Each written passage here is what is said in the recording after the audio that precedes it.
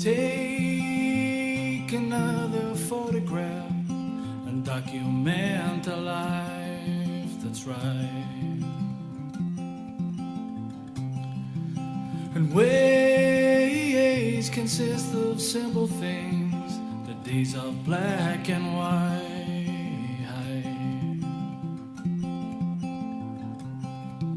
And faces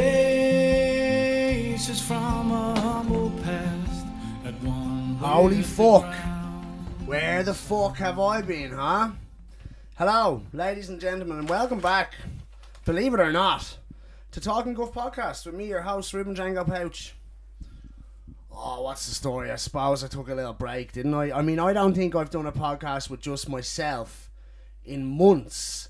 And the gap between the last podcast and one previous to that was at least a month. And we're talking the same for this one. So where the fuck have I been? That's bad.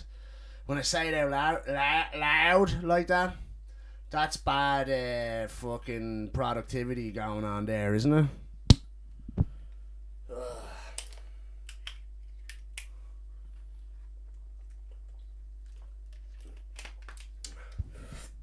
I'll tell you what, but I just had to check something there. I nearly didn't make it back, to be honest with you. I have been very disenchanted with the idea of doing the podcast, unmotivated, if you will, whatever the fucking term you want to use is. But I have been all of those things with regards to the podcast. I'm finding it hard to really just fucking knuckle down and prepare for one and actually do it.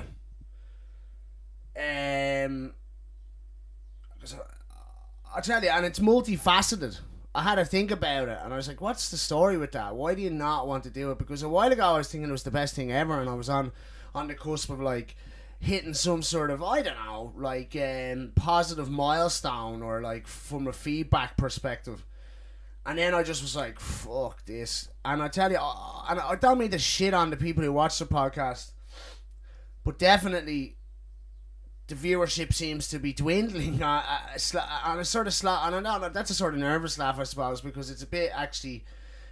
It makes me sort of crestfallen sometimes when I go, and I don't mean to be going on like a fucking bitch either, but I'm just saying, like, and maybe I don't put enough effort into it, and that's why I don't see a good enough return on it. But I suppose that's the thing. It's like, I was hoping after 2 years and maybe 50 episodes to see slightly more return that I have, but that's, you know, then I'm doing it for all the wrong reasons. I should be doing it because it makes me feel good and I feel like I get a sense of achievement and self-worth out of it, and that is, I do get that, but I suppose then every once in a while my ego takes over, doesn't it, and just goes, you're a fucking retard, man, no one even likes this shit. And so So yeah, that's one of the reasons. And again, I don't mean to shit on the people who watch it, and I really respect the people who watch it, or appreciate the people who watch it. And like, I do get people saying to me, oh, I think it's great and I'll keep on trucking. So big up to those people, and they know who they are and appreciate it. And look, if you fucking like the podcast, just as an experiment and you're watching it, just put a comment in the comment section. Yup, whatever the fuck, I don't care. And then also another issue is, like, I'm mad busy, but I would say this, in the interim, it's been my birthday. I was 39 on the 28th of May, and this is going to sound mental, but I got myself so worked up into this situation that basically I had convinced myself that something terrible could possibly happen to me at the age of 38, right? And sort of for the last week, I was on tenterhooks. I was sort of anxious, going, I just want to get to 39 and be like, that you're just a mental, Ruben. It's all in your head, you know what I mean? And so that happened, I suppose, and I got that sort of sense of relief. But then I start going, oh, the big thing, the terrible thing is going to happen to you at 38. It's probably already happening inside you. You're fucking, I've turned fruitcake a little bit, but probably smoking weed doesn't help, or maybe it does, I don't know. But I'm 39, and two things. Fuck now. I meant to wear them. My brother got me a fucking pair of Nike Air Max for my birthday, so I'm rocking. I don't have them here now. I'm rocking a fucking beauty, old school pair with the and I got a photo of them, put them here. I'll screen grab them from JD. Pop. But that's what they're like. They're black and wine and all, old school, understated, fucking mint they are. So I'm rocking 3 fresh pair of Air Max Terrascapes, them fucking army camo reflective jobbies, and these new ones that we'll put a photo of right here. Bop. So big shout out to my bro. Also another little angel of a human being that I know got me these, right? Here's a little story for you. And the person is going to watch the podcast, so I got to be careful not to upset them or whatever. But I got these headphones as a present. I was like, oh wow, Sony headphones. And I wasn't really looking properly. I was, and I was like, that's great, brilliant, thanks so much. And I meant that obviously, but I didn't realise basically the point I'm trying to make is at the time when I received these headphones, I didn't realise till the next day, in fact, how fucking amazing they are. They're probably the best pair of headphones I've ever worn in my life. It was like listening to music for the first time. There were imperfections in the recordings that I've never heard before in my whole entire life. It was amazing. So they're not cheap, as I understand it. They're the Sony WH-1000 XM4s. They have noise cancelling. As soon as you put it on, you can't hear anything. And they also have a couple of other functions that, this one where you go and it pauses it, you go like this, it turns volume up, go like this, turn the volume down. They're fucking unbelievable and highly rated, and I would highly rate them. Wow. One thing I meant to say just there is that, like, I also, when I was talking about like getting disenchanted with the viewership and stuff like that, I also get it into my head sometimes that like YouTube is censoring me is the wrong word, but not putting me into the algorithm insert. Like, I don't know, I just feel like I get it just seems like no one happens upon the podcast, sort of happens upon what we're doing on YouTube. And actually I started putting all the podcasts on fucking Spotify and I was going great guns, and then I just like, and so I'll have to start doing that again as well. So what are we talking? It was my birthday, Air Max. I'll tell you a funny story now, right? But and I'm going to leave those 2 points to the end, actually. But I'll tell you a funny story, right? On my birthday as well, my auntie Mary, big shout out to Mary and John, gave me a €30 fuel voucher, or not even a fuel voucher, a voucher for Circle K, the one just up at the Hills of Bray there, where I would frequent because I work in Delgany. Handy one for me, right? And I was like, boom, that's perfect, thanks so much. And I went up, right, this is on the Monday, my birthday was on the Sunday, got this off my auntie on the Monday, went up, put €20 petrol in my car, and then went in and was like, I'm going to use this thing. And she was like, it's declined. And I was like, oh really, I just got it like off my, it's, and she's like, oh, when'd you get it? I was like, today. She's like, yeah, sometimes it takes 24 hours for the money to go on. I don't know when the fuck my auntie put the money on. I thought, that's a bit ridiculous, but fuck it. But then it copped, right, I'm going to have to pay for the petrol now out of cash. So I didn't really want to spend on petrol. It was more to use the card, but sir, I did it, right? And then I think on the Wednesday, I went back up there and I was like, I did the same, but with a tenner. And it still didn't work. And this time and then when I came out of the garage, paid the fucking tenner cash, came out of the garage, and I sent a text, my balance plus the number to fucking whatever the fuck. And it came back, you have €30. And I was like, for fuck's sake, right? So on the Thursday, I went in, and there was this young lad working there. I was like, what's the story, bro? I'm a bit up to it now with this fucking thing. And this is a voucher. I can buy whatever the fuck I want in this shop. And I've tried to use it multiple times and it hasn't worked. Gives whatever it was there, and I'll pay for it with this card. Just because I wasn't putting fucking more petrol in my car that I had to pay for when I have fucking money on this card. And he was like, yeah, it's declined. And then I went out to the fuel pump, tried to put it in the thing, declined. I was like, look, I got to pay him a bollocks at this. And he was like, we'll have to talk to the manager, she'll be back tomorrow. I was like, alright. And the manager's the one who I was talking to on the Monday, pure brave pure. And I go in on Friday morning. I go up to the counter. It's a young one there behind the counter. I was like, look, I'm having a problem with this card, this voucher, and I'd like to get it sorted, please. I believe the manager will be here. And she's like, yeah, your man left a note. Here, I get the manager now. And she rings the little bell, and I stand off to the side. And I was standing there for 10 minutes, and she had rung the bell at least 2, I'm pretty sure 3 more times in that period of time, okay? And I'm fucking a little bit agitated now. So I went up to the counter. I said, I tell you what, love, I'm not waiting anymore. I'm going to go out there and I'm going to put €30 petrol in my car and you're going to keep that fucking voucher.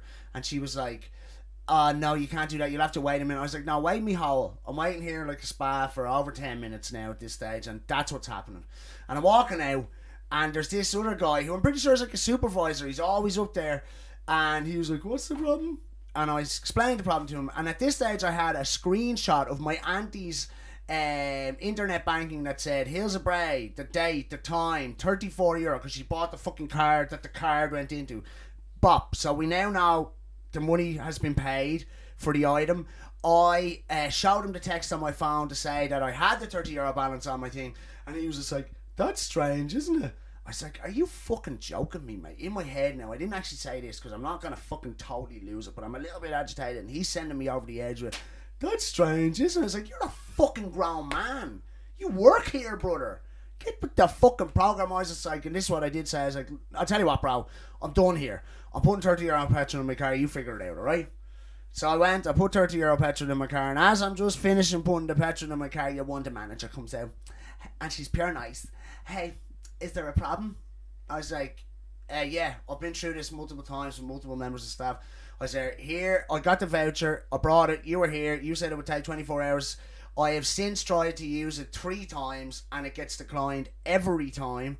I said, there is when it was bought. You can see clearly it's Hills of Bray, Brenstown roundabout. You can see clearly that €34 was paid because the card as well, and there's the card and it's €4. And let's send this text again right here while you're here. And I sent the text again. And lo and behold, a text comes back. And I hadn't noticed this the first time I'd done it, from One for All. And at this stage, I'm in the shop. And a text comes back from One for All saying, you have €30 credit in your phone. And that is the text I've been receiving. Had always come from One for All. And she walks up to the counter. And I'm watching something else happening at the same time. She walks up to the counter and just turns around with the smuggest look on her face. And she comes down. She's like, you're trying to spend a One for All voucher. We don't take One for All vouchers. I'm like, no, I'm not. She's like, you are. Is it black? I was like, no, it's red and it's over on that counter. The One for All voucher you are looking at is the one that man is purchasing right now, right in front of you. And she didn't like that, and then she just scurried off and went to my voucher. And I'm thinking to myself, going, how can you fucking sell One for All vouchers and not redeem them anyway? It's bizarre to me. But then she's like, right, I'll ring One for All. I was like, what are you ringing One for All for? And then I cop really quickly, oh, they're the third party. They do the voucher scheme or system because they have the infrastructure in place. They outsource, Circle K outsource it to One for All, who already have the infrastructure in place for these new digital fucking stupid cards that has been declined 4 times in a week. So she rings this douchebag and she's on the phone. She's like, yeah. So can I get your name and number? So I write down my name and number, and she gets off the phone. And she goes, right, it must be an IT problem or something. A lad from One for All is going to ring you now, and hopefully we can get it sorted. And I was like, and what about the €30 petrol in my car? She said, you'll have to pay for that. And she was loving it. I was like, and I nearly was just like, oh, fuck it, there you go. And I was like, no, do you know what? I'm not paying for that petrol. I have everything in place here. And if you want to be, like, if you think I'm going to stand by while you take money from me or from other people, you know, family members of mine, and then refuse to redeem it, and the evidence is there, you can forget about it, love. And if you think you get to ring some third party and then wash your hands of it, you can forget about it. And she's like, I've done everything I'm meant to do. This is not my fault. And I was like, it's no one's fault, but it's your responsibility. You're the manager in the shop where the voucher was bought and where the voucher cannot be redeemed. This has nothing to do with me. And she was just like, listen, I've done everything I'm doing. I was like, well, I don't care. And I walked out, got in the car and fucking drove off. And I was just like, how could you, like, it's a microcosm for a thing that is wrong with the world, where it's just like management who are fucking totally inept, that cannot sort out anything. That's strange, isn't it? You fucking mongo. And that's a symptom that you see in loads of industries. And like the Aramark was the same where I worked, and it's just like, oh my god, how do you people have jobs? And how is this acceptable? That's another thing I said. This would be unacceptable in any other industry on the planet. So I'm not taking it. I'm not having it. Anyway, I've also got another mad story that I'll have to wait for the fucking dust to settle to tell you, but we'll get to it another time. Like, I know that has nothing to do with really how I'm being disenchanted or whatever, but I thought it was a funny story and I wanted to put it in there, okay?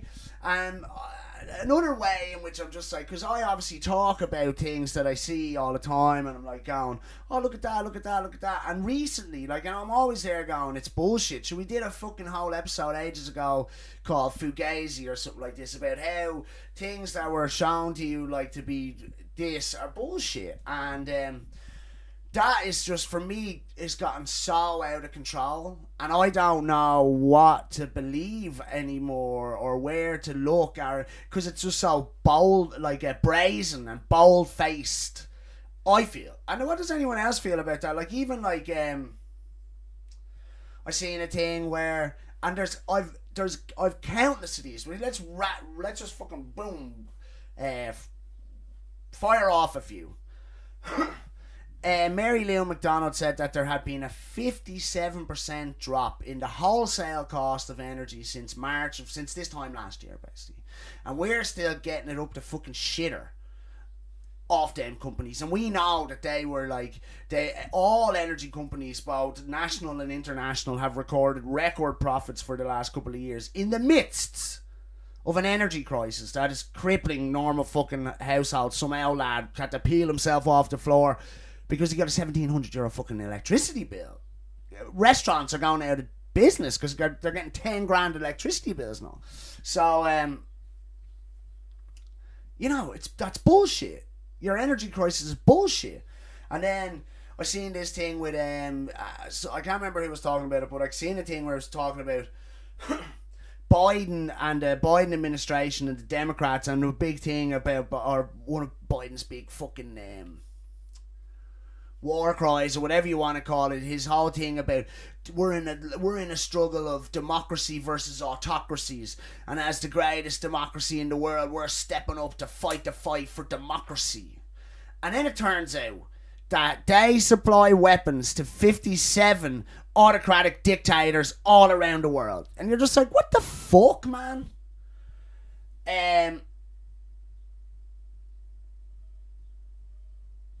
I seen another thing, and I've seen two things, like, where it's just, has anyone seen this? And again, this might even be fake, so who even knows? But I've seen this thing where it's just like, they overlap what a load of mainstream media heads in America are saying, and they're all saying the exact same thing. Has anyone seen that? And is it real, where it just like keeps adding another frame of someone saying the same thing? Like, I'll try and find it and put it here, but it's just like, what? It's almost like a script then. It's a template. And then Kamala Harris has this saying, what can be unburdened by what has been? And you're just like going, oh yeah, because you're not just like going anywhere. You're like, that's a nice little phrase. Oh, that's lovely. And it's obviously like, we are going to be the best we can be in spite of how much damage Donald Trump has done. That's what I'm assuming the moral of that line is. And let's say it again, what can be unburdened by what has been, with her big medicated smiley face. Hey kids, I'm a psychopath. And there's video of her just saying that over and over and over and over again at various different times when she's publicly speaking, and you're just like, oh my god, like, it's laughable. You're just like, oh my god. And then like, I seen this other guy talking, because we're obviously, and I'm always saying that I don't know what climate change is, but I'm pretty sure we're destroying the planet. Pretty sure all the plastic and we phthalates in our fucking babies and all. So, like, obviously we're totally fucked. But I seen this lad talking about, like, he said, if you want to fucking have a fucking electric semi-truck, you need two 8,000 pound batteries, right? And he's talking about the States, obviously, but he's like, and I'm assuming the same would apply here in Ireland, but he was like going, You need 2 of them motherfuckers per truck. So he knows people have just gotten in touch with the local authority, whatever, the appropriate local authority, and said, hey, we're gonna convert 20 of our forklifts to electricity, or I want to tee up a facility with 30 fucking electric semis and go into business or whatever. And each and every time the fucking government or the local authority with whom they are communicating gets back to them and says, you out of your fucking mind? We can't provide that much draw. We cannot do that. And he said, the guy who was talking about it said, what did he say here? That 30 to 50 trucks, that application would be a 6 megawatt facility, right? And the factory that produces the trucks is only a 2 megawatt facility. So he's just like, they can't, the infrastructure is not there to convert all of that machinery to electricity. And we know, I'm pretty sure, because at Christmas time people were queuing up for hours because there wasn't enough fucking service points for your Tesla or whatever, so you're not driving across the country necessarily at peak times. And the other thing is, like, is if everyone had to get, like, if Eamon Ryan, the big dope, had his way, be like, oh yeah, you have to get rid of your cars and get electric cars. It's like, you couldn't, the infrastructure is not in place for that. It's bullshit. What are you talking about? And it create the carbon footprint required to create those batteries and those 6 megawatt fucking facilities is outrageous. You know, it's just like, oh my god, nothing is adding up. There's a guy called Gary's Economics. Check him out on Instagram, and I think his story is like he's an ex Wall Street, not Wall Street, what's the London equivalent, like Canary Wharf trader or whatever, making shit tons of money, and he just was like, fuck this, I can't. He didn't want to do it anymore, I think, and he talks about finance and economics and commerce in an amazing way, and he has managed to communicate to me, or I have managed to discern from what he is saying, some really interesting sort of financial factors about how the financial systems actually work, and how they will never not work that way as long as, like, Rishi Sunak is fucking Prime Minister and we have a fucking bungling counterpart, I suppose, in Leo Varadkar, and they're all this cut from the same cloth, them cunts, you know? Oh yeah, and then on the back of that, I should have said that Gary's Economics things before the batteries, and how that's a load of bollocks, like that we can't even facilitate this desperately needed change to electric vehicles, etc. It's a fugazi, and then and in real time, whilst to offset our fucking climate emissions or output or whatever, the Irish government are talking about culling 65,000 cows every year for the next 3 years, over 200,000 cows, because to toe the line with the European initiative to tackle climate change. I'm like, that is fucking outrageous. And like, and then, you know, weigh that up against what we were just talking about there. It's like, well, actually, you don't have the infrastructure to go green when it comes to machinery and vehicles, and we know that, and yet we're gonna kill 200,000 cows, and not fucking any old 200,000 cows, the best motherfucking cows on planet Earth. And I mean, that just does not make sense to me. And that's the thing about this climate change thing. And again, I've no doubt we're fucking destroying the world, but I think we're pretty far into it now. But the idea that, like, killing 200,000 cows is the right way to do it, or the idea that, like, you know, people just keep going, yeah, well, it's got to be cars, it's just like, well, we don't have that. You don't have the infrastructure in place for everyone to get an electric car. You don't have the infrastructure in place for all internal combustion fucking machinery to become electric vehicles. You don't have the infrastructure in place for everyone to get rid of their fucking gas boilers. Like, come on, you're tripping out of your head. And I wonder then to myself, is that just a ruse or a tactic in order to make us accept like this shitty fucking Brazilian beef, because like in a few years time we'll kill 200,000 cows, and then we have to take this Brazilian beef that the EU have set up through some fucking trade agreement. And another weird thing is just like, imagine, because we do have the best beef on planet Earth, no one can argue that as far as I'm concerned, and whatever, it's not Wagyu A5, but I mean generally speaking our dairy cows and our beef is fucking A1, can't get better. And I'm waiting to get a couple of A5 steaks, actually, just to see what all the fucking song and dance is about, because I never had it. But, imagine, like, it's just like, because the other part of that, like, another sort of part of that deal that they've made with the Brazilians could potentially be, like, well, we'll just ship that nice Irish beef off to rich people in LA and New York, and that you fucking plebs here in Ireland can just eat that shit. You know what I mean? That's been fucking like grazing on scorched earth. I don't know, fucking cocaine. So all of those things, you know, on and fucking on. I'm just like going, Jesus, the world's full of shite. Why am I even bother trying to talk guff? But maybe that's the absolute reason to do it, I suppose.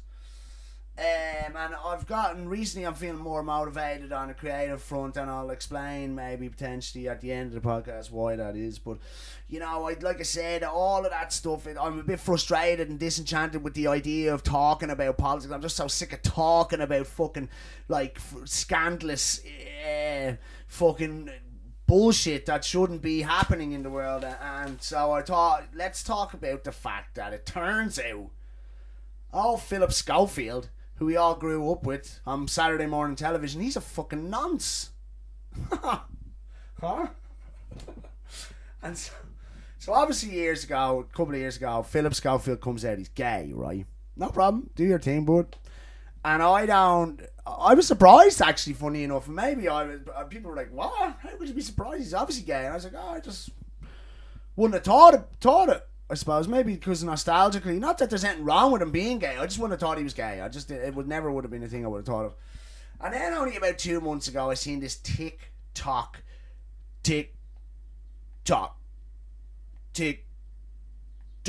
video about this guy going off on one saying, I've been talking about this for years, that Philip Schofield's a fucking predator, and that he's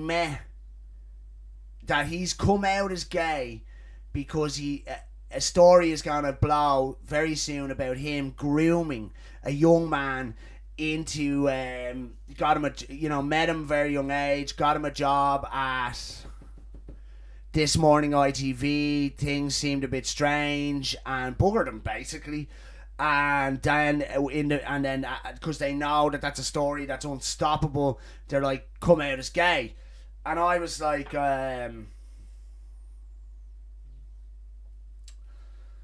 I was intrigued by that. It must have in fact been more than 2 months ago, because then it was like, oh, there's all this stuff about Holly and fucking, and I don't watch that shit. I think that's the fucking dregs of television.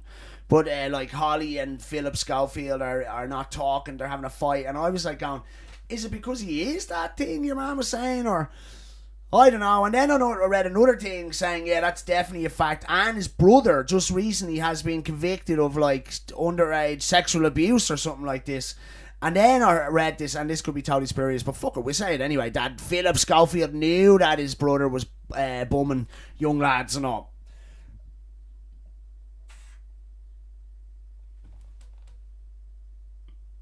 What does that say?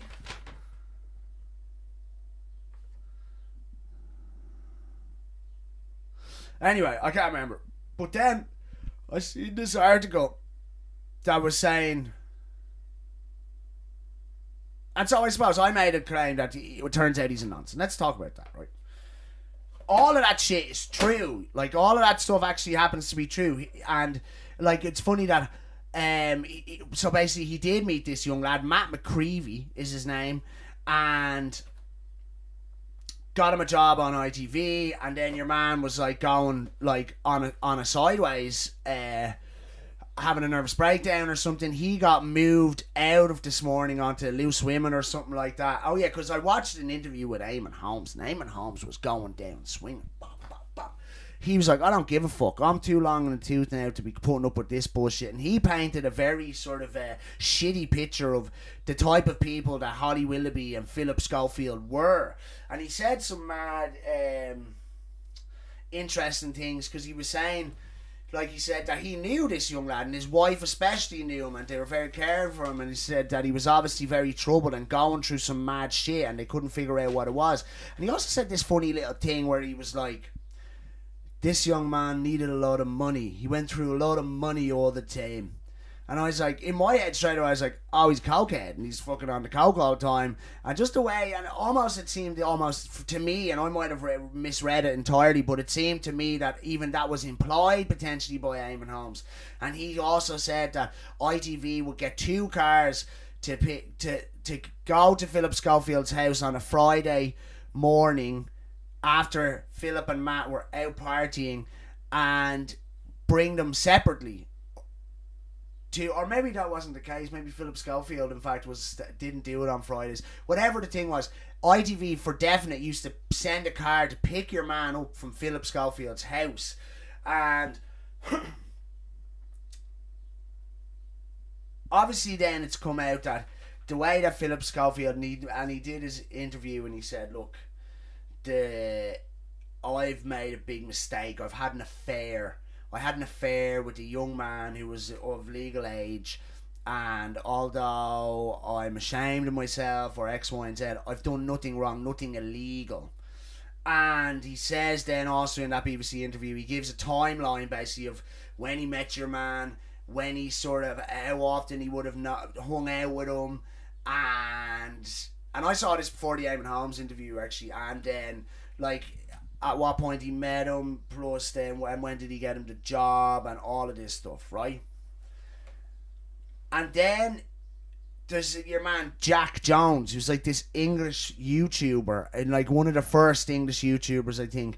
And years ago, he hit 1 million subscribers, and he went into a cafe and set up his phone. Say, for instance, if my phone was facing out that way, in the corner over there was a lad with his back to the phone, and you don't really even notice, and a young lad, and your man Jack Jones walks past the camera, turns to face the camera, goes down on one knee and goes, 1 million subscribers, and lets off a big party popper, and he's pretty much right behind or diagonally behind this man, and the guy turns around and it's fucking Philip Schofield, and the other lad he's with is that kid Matt McCreevy, and fuck me sideways, the kid, he's 13 years of age, if he's a day, this kid. And there's Philip Schofield, and actually someone else was commenting on the video on like on a podcast or something on YouTube, because I saw it again, and they were like, that looks like an absentee father taking it. It was just so weird, and it's that kid, and he's fucking really young. He's younger than Philip Schofield said he was in the timeline. Do you know what I mean? Of when they met and were hanging out, for definite.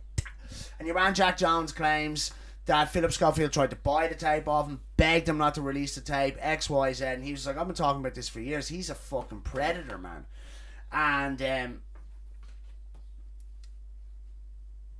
like, that's sort of irrefutable, that shit. And for me then, that sort of makes it seem to me like the timeline doesn't add up, and some of the stuff Eamon Holmes said in his interview made the timeline not add up. And another part of this that I thought was really interesting was like, there's this trend with predators. Like, I think Kevin Spacey did the same thing, where they just go, they know a thing is, they know they're about to be found out for predatory behaviour, and they go, I'm a homosexual.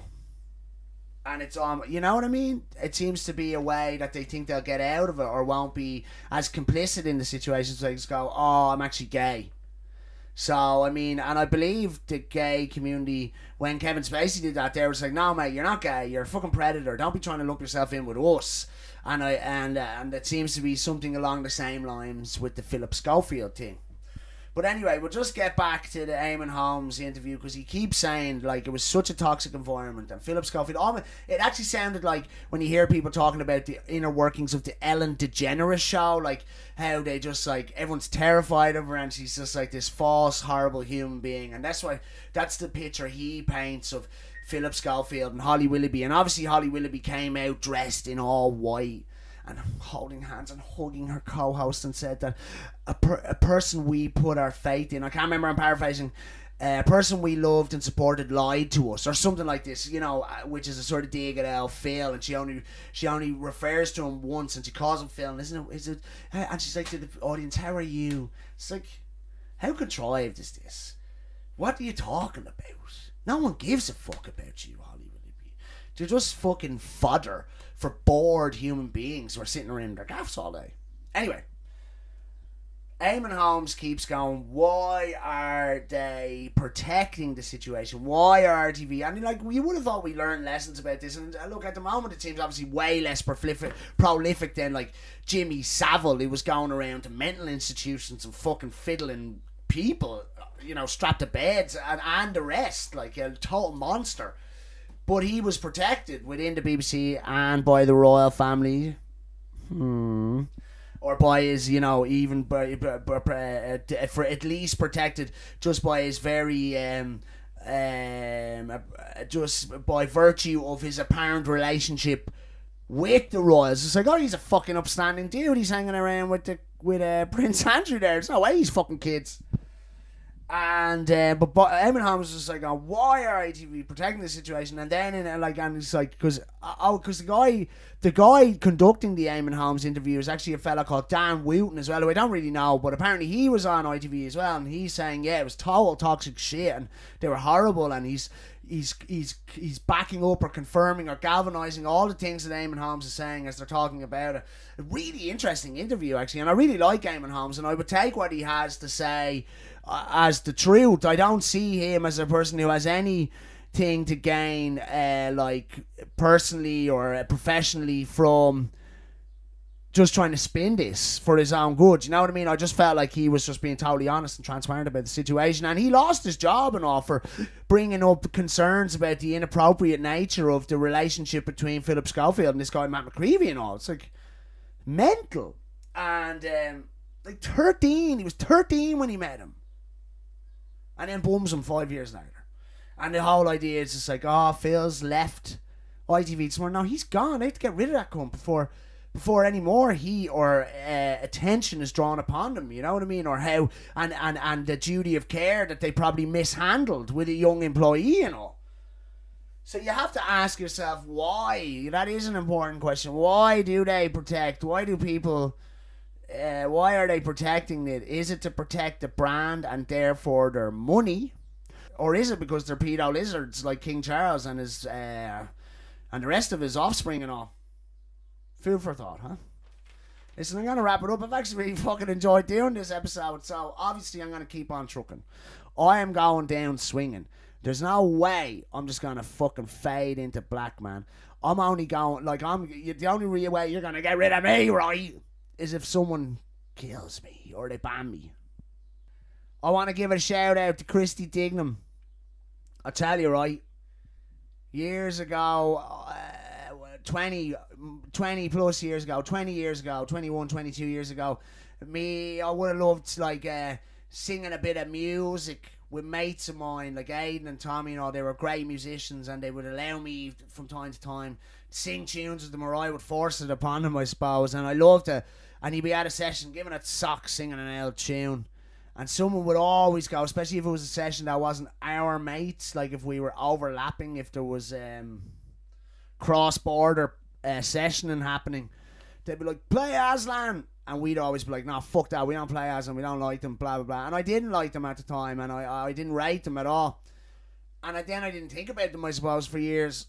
And then at some point I just, and it was Gavin, a thought started to creep into my zeitgeist that actually, like, Crazy World's a fucking deadly tune, and a couple other tunes are great, and a couple other little live things I've seen them do were really good, and Jesus, it's fucking 25, 30 years later, and they're still at it, and they're still pretty tight and all. And then I seen them because we played at a thing in a hotel in Killarney that was fucking... No, it wasn't a hotel. It was whatever that big fucking place. And it is in a hotel.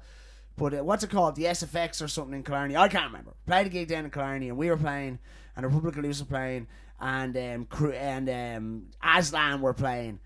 And I'm telling you, right, Christy Dignam was giving a fucking socks, and he was like, "How can I protect you in this crazy?" He was in a trance, and I'm not laughing at him because actually I was like, that guy is fucking fully immersed in his craft. He's fully immersed in what he's doing. And like in between songs, he'd have his eyes around the back of his head. He was touching everyone's hands, and I don't mean he had his eyes around the back of his head because he was on drugs or anything like that. He was so fucking immersed and into what he was doing. He was having a fucking spiritual connection, and he was touching hands and all. It was fucking brilliant, and I had to give props like for very powerful, real powerful fucking dude. Actually, I remember Willie started jumping up just to touch his hand like he was the Pope or something. It was fucking mental. And then I also seen him doing this like Shannon singing or something like that on RT, and I just said, Christy Dignam's a fucking legend. Fair play to him. And you know, and I have to say, rest in power, Christy Dignam. Fair play to you, brother. And just to end on a positive note, maybe. And maybe I shouldn't say this, but fuck it, I'll just say it anyway because I don't know if it's. But basically, me and a couple of a few of the lads that I used to play music with in a band called the Cujo Family, are gonna get together and play a handful of tunes at a wedding.